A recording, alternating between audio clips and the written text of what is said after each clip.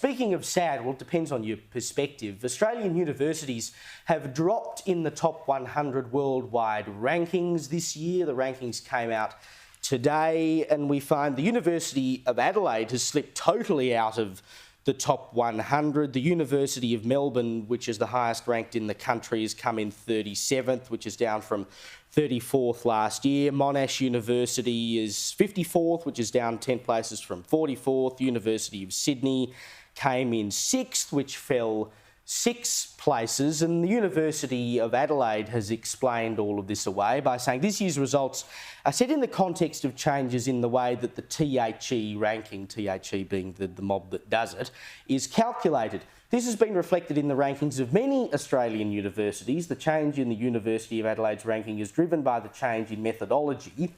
A combination of the reduction in value of Australian reputation votes and lowering the weighting applied to citations are the main contributors. So on face value, you might say, oh my God, our universities are slipping. It's indicative of the rest of our education system because we know that school results have been slipping for some time and we're being beaten by Vietnam and all sorts of countries like this and things like maths and whatever. But if you read on, it turns out that part of the reason we've slipped in the rankings is because we've taken fewer foreign students this year and we've given less money to research. So it's not actually a ranking based on how well our students are doing. We're being penalised for not taking foreign students. Well, is it not up to our universities to decide, A, how many students they take and where they take them from, and B, how much money they allot to certain sorts of research? Why should they be punished for that? Indeed. Shouldn't it be based on results? The THE sound like some sort of UN body that are just zooming in, going according to our assessment, which serves our own purposes, which we may or may not make known to you. You guys are ranked here. And then we just see these headlines being like, oh, you've fallen.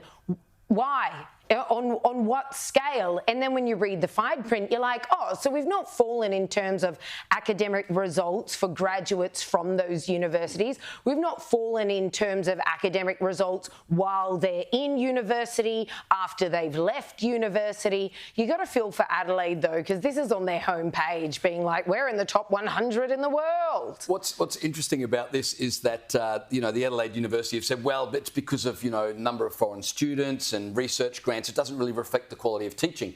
But can you imagine if the Adelaide University was bumped up 5 places in the rankings? Oh, they'd be trumpeting it saying, look at where we're at and how good is this, and it's incredible. Hey, listen, before we go to a break, I've got to tell you about this. We've probably all got Facebook pages and we've all got Facebook friends, but Mark Zuckerberg has just announced that you can now have Facebook AI friends. So these are not real people. These are chatbots can become your friends on Facebook.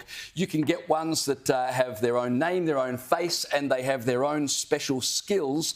Mark Zuckerberg worryingly says that you can use these Facebook AI chatbots in group discussions, even, he says this, Caleb, to help settle family arguments. Oh, no. Could you really imagine having a discussion on Zoom or a WhatsApp chat group or whatever and having an AI bot getting involved in your family discussions to work out, who gets what in the will? Well, the AI bot had better be a woman because we know that the women are always right in these situations.